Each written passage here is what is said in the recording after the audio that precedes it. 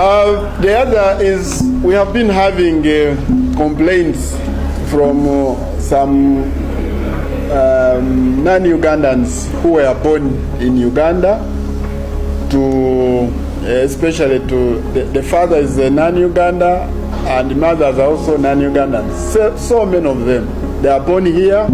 Some of them have gone to school here.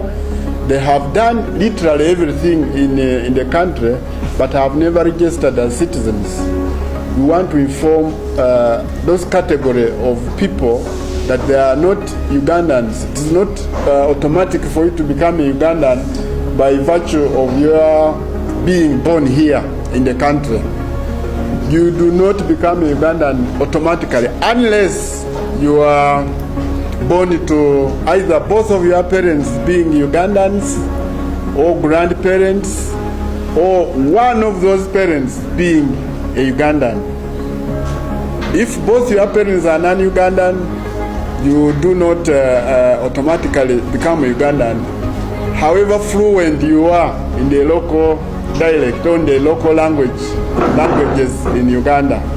So we have a category also of our brothers and sisters from the neighboring country who were born here and who are referred to in the constitution of Uganda as a tribe of Banyarwanda. We have that tribe, but the problem is not immigration officer, the problem is not those brothers and sisters of ours, the problem is the law.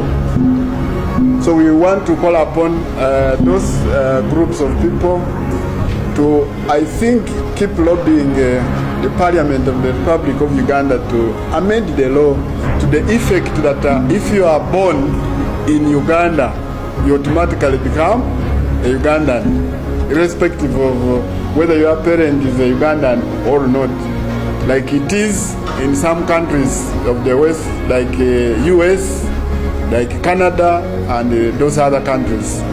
Because in the US, once you are born there, even if you are born in the airspace, before landing in the airspace of US, you will be regarded a citizen of America, even before landing.